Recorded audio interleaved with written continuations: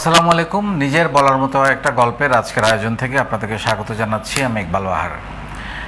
এই আয়োজনটা আমরা ইউটিভি লাইভের মাধ্যমে আপনাদেরকে যে বার্তাটা দেওয়ার চেষ্টা করি সেটা হচ্ছে আমরা যে নিজের বলার মতো একটা গল্প ফাউন্ডেশন থেকে গত 7 বছর 4 মাস ধরে নিরলসভাবে যে এক একটা ব্যাচে 90 দিন ধরে প্রশিক্ষণ দিয়ে যাচ্ছি প্রতিদিন এবং বিনামূল্যে।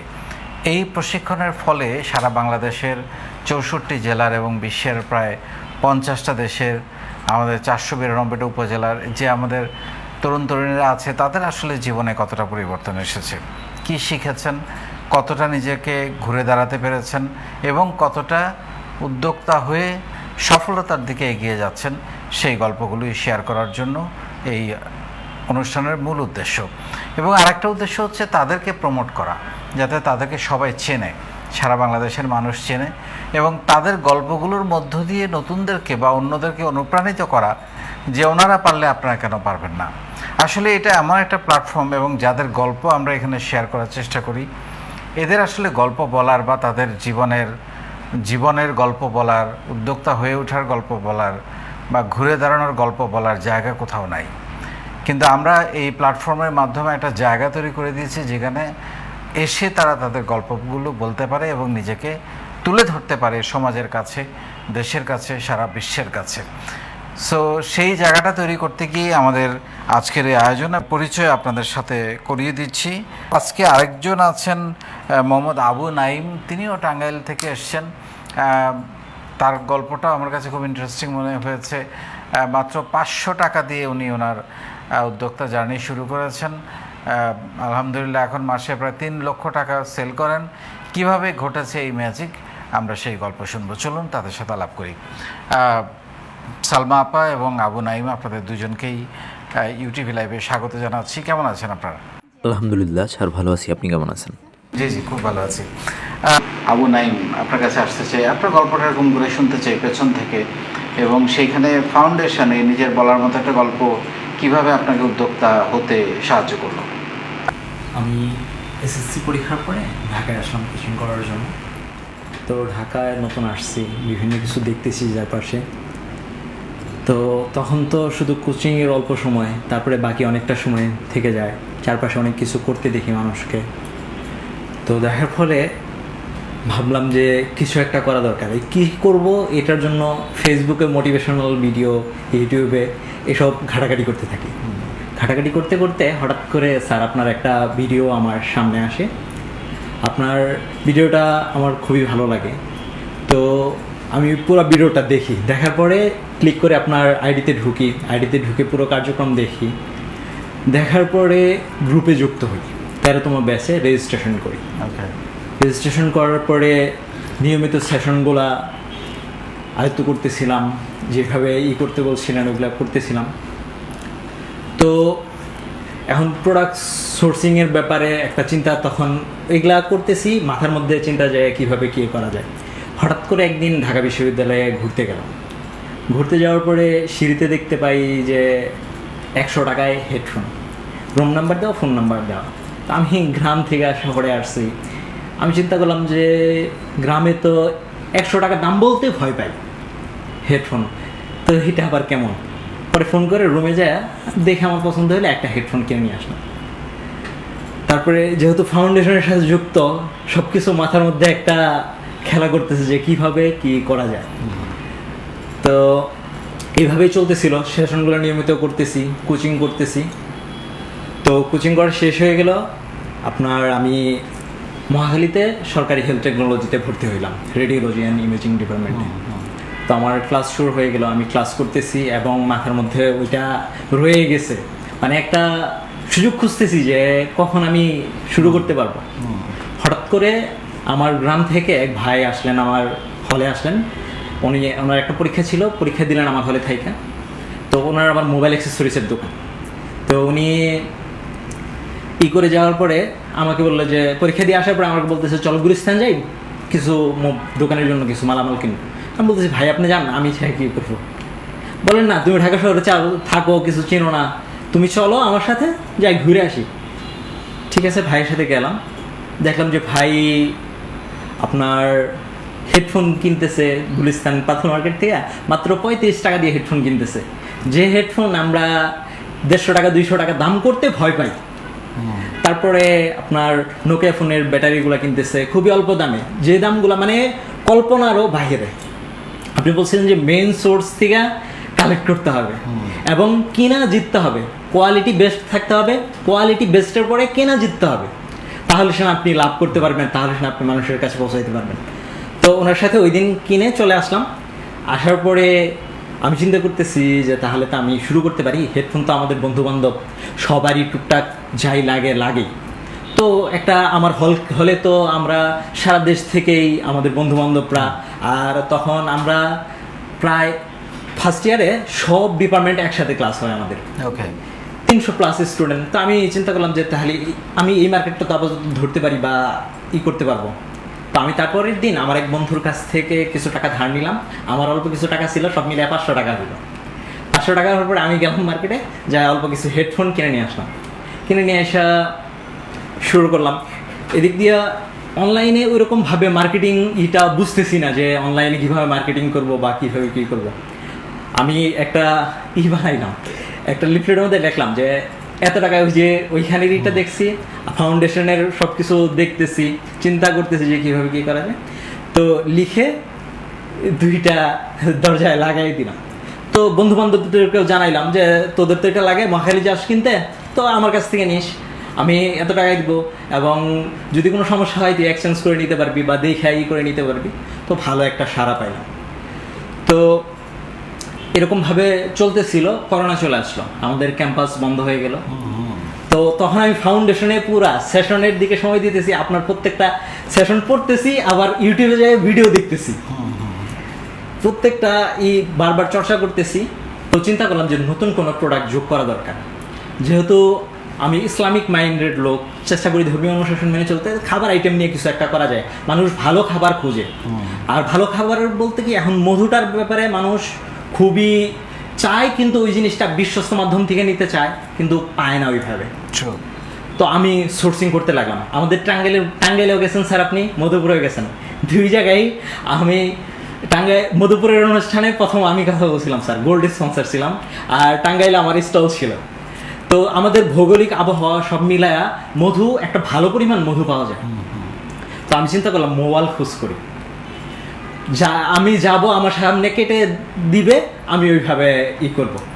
তো কয়েকজন মোবাইল খুঁজে পাইলাম, পরে ওনাদের সাথে একদিন গেলাম, যাওয়ার পরে ওনারা আমার কেটে দিল, আমি লাইভ করলাম, ভিডিও সব দেখাইলাম এবং জানার চেষ্টা করলাম, এবং সর্বোচ্চ সতর্ক থাকলাম যে এখানে যাতে কোনো কিছু না করতে পারে, যেহেতু আমি নিজে থাকতেছি, এখানেও যদি সমস্যা করে ফেলে তাহলে তো আমার থাকা কোনো কাজে আসলো না।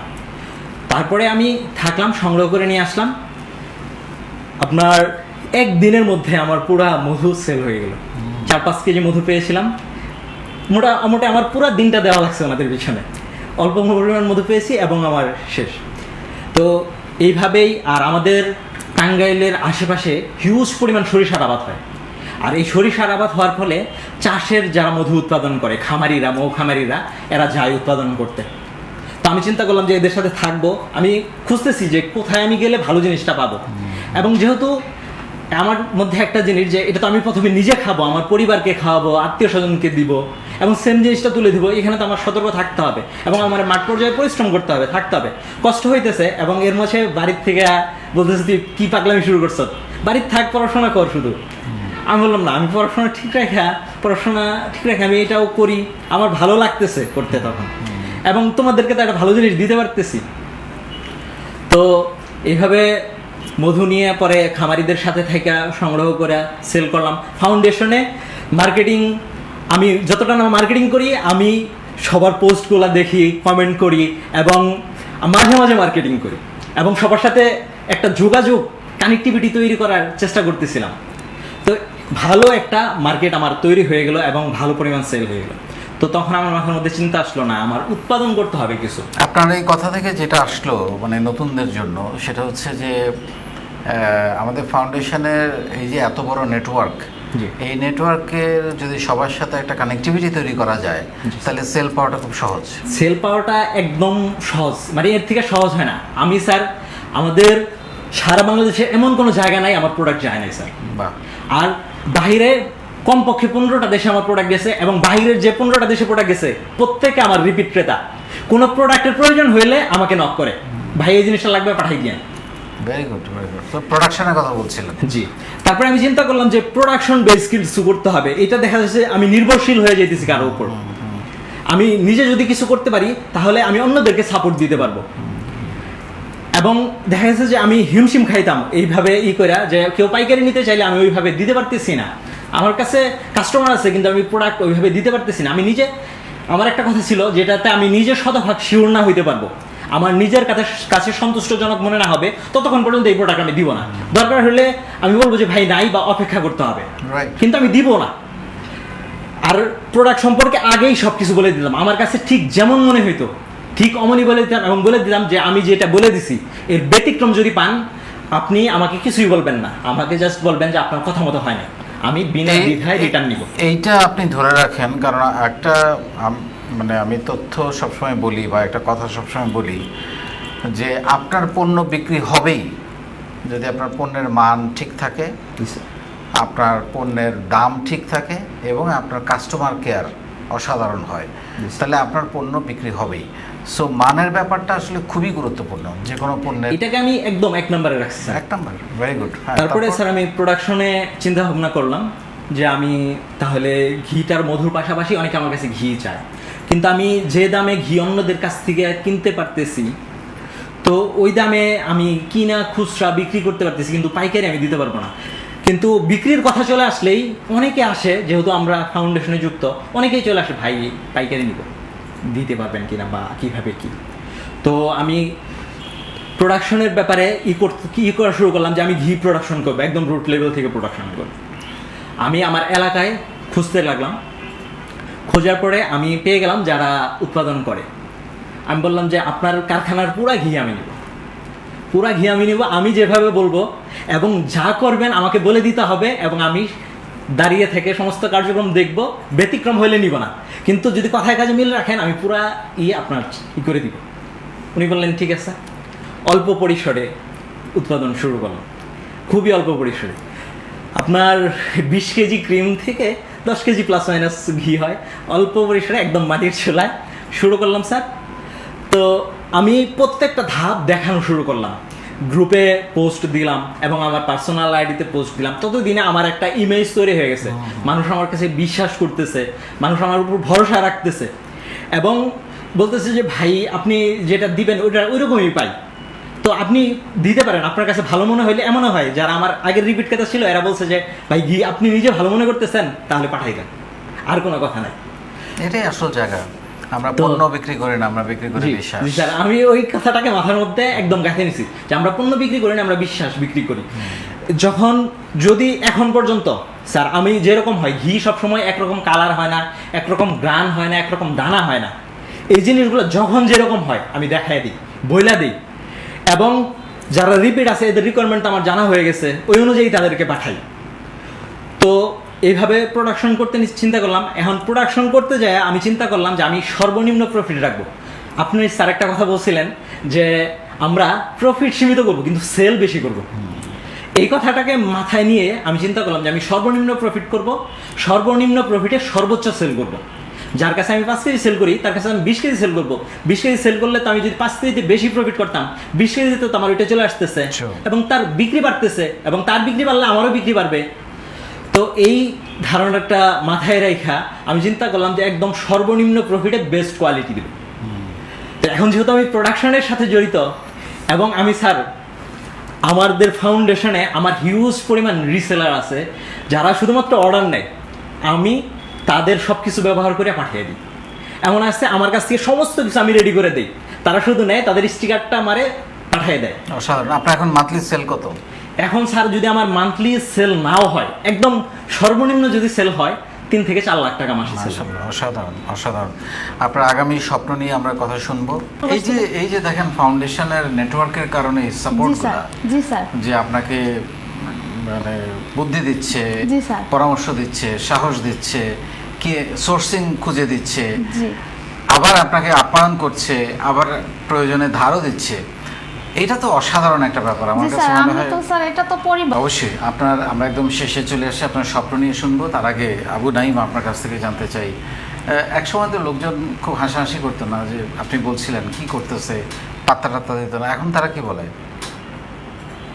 স্যার এক সময় মানে আমাকে খুব তুচ্ছ তাচ্ছিল্য করতো মানুষজন, মানে এই ঢাকা শহরে গেছে পড়াশোনা করে, এ ভালো একটা হসপিটালে চাকরি করবে, আমার কাকার হসপিটাল আছে, সব মিলাইয়া মানে সবাই একটু উঁচু হাসা আমাকে নিয়ে, যে এ ব্যবসা করতেছে, এটা বিক্রি করতেছে, নাইম মধু বেচতেছে, ঘি বেচতেছে।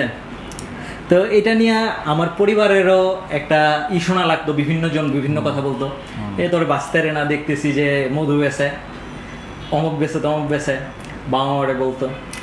তো আমার আম্মা আমাকে খুবই সাপোর্ট দিছে পেছন থেকে। বাবা কিছু বলে নাই, কিন্তু কখনো সমর্থন করে নাই, মানে পিঠ থেকে হাত সরায় নেয় নাই, মানে ওইভাবে আমাকে কোনো কিছু কখনো বলে নাই। এখন কি বলে?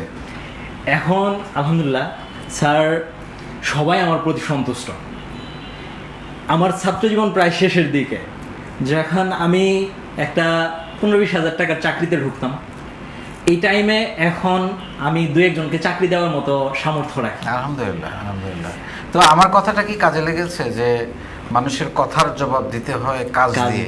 জি তাই না? স্যার। এটা তো কাজে লেগেছে। হ্যাঁ স্যার। এরাই বলবে এক সময় আপনাকে ছোট করে বলবে, নিচু করে বলবে, এটা বেচে ওইটা বেচে, কি করতেছে, হাসাহাসি করবে। আবার এরাই যখন আপনি সফল হবেন, এরাই বলবে আরে দারুণ কাজ করেছে, আমাকে একটু শেখাও, তাই না? স্যার এখন আমার কাছে হিউজ পরিমাণ আসে ইনভেস্ট করার জন্য, আমাকে অনেক সময় বিভিন্ন পরামর্শ দেয়। আমার কাছে ইনভেস্ট চাওয়া লাগে না, এমন একটা মাঠ তৈরি হয়েছে এখন।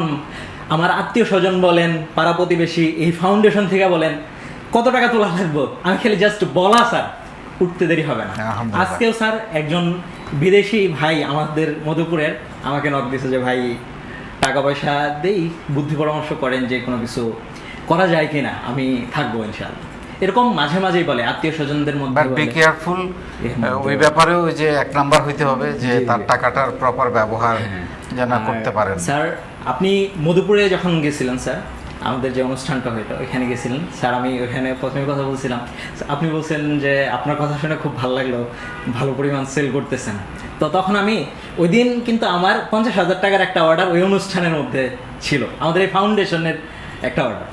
তো তারপরে আমি চিন্তা করলাম যে রমজান কেন্দ্রিক কিছু করব, একটা বড় পরিসরে। রমজানে ঘিয়ের চাহিদা সব থেকে বেশি চাপ থাকে। এখন স্যার আমি যখন ঘি প্রোডাকশন করি, যদি সর্বনিম্ন ঘি প্রোডাকশন করি, কমপক্ষে 100 কেজি ঘি তৈরি করি, 200 কেজি ক্রিম জ্বালাই। বাহ। এটা হলো আমাদের সর্বনিম্ন উৎপাদন। এখন রমজানের 1-2 দিন পর পরই এমনও হয়েছে যে প্রতিদিনই জাল দেওয়া লাগছে। রমজানে আমি টার্গেট নিয়েছিলাম স্যার 10 লাখ টাকার ঘি বিক্রি করবো, এইটা স্যার আমি পূরণ করতে পারছি রমজানে। আলহামদুলিল্লাহ, কোনো এটা আমার উদ্যোক্তা জীবনের সব থেকে বড় পাওয়া। আর স্যার আমি এখন পরিবারকে একটা সাপোর্ট দিতে পারতেছি। অসাধারণ। আমার আব্বার ফার্নিচারের ব্যবসা, তো এখন ওই যে কর্মচারী ঈদের পরে থেকে এখন পর্যন্ত আসে নাই, আহামরি ভালো চলতেছে না। আমি আলহামদুলিল্লাহ আমার এই ব্যবসা থেকে এখন পরিবারকে ভালো একটা সাপোর্ট দিতে পারছি, কোনো হিমশিম খাইতে হয় নাই। Very good. এখনো লেখাপড়াই শেষ হয়নি আপনার? জি স্যার। সেই রকম একটা জায়গায় আপনার আগামী স্বপ্ন কি? 10 বছর পর আবু নাইম নিজেকে কোথায় দেখতে চায়? স্যার আমি একদম স্বচ্ছ থাকতে চাই প্রত্যেকটা বিষয়ে। এই জন্য আমি চাই আমার ঘি কারখানাটা একটা মডেল আদর্শ ঘি কারখানায় রূপ নিবে। সেই জন্য আমি গরু লালন পালন করব। এই গরু লালন পালন করা থেকে, এগুলো থেকে দুধ দহন করব। দুধ দহন থেকে যে পুরো প্রসেসটা আমি নিজের একদম কন্ট্রোলে নিয়ে আসবো, এবং যে কেউ চাইলেই যেন দেখতে পারে, যে কোনো সময় যায় একদিন থাকলে আমার পুরো প্রসেসটা যেন দেখতে পারে, পুরো প্রসেসটা যেন একদম স্বচ্ছ হয়। মানুষের যে আস্থাটা, এইটা একদম শতভাগ যেন বজায় থাকে, এবং তারা যেন আমার কাছ থেকে আমাকে পিছনে রেখে তারা যেন সামনে এগিয়ে যেতে পারে, এবং কিছু মানুষের কর্মসংস্থান হয়। এটা আমার এখন টার্গেট স্যার। অসাধারণ, অসাধারণ। অনেক ধন্যবাদ আবু নাইম আপনাকে।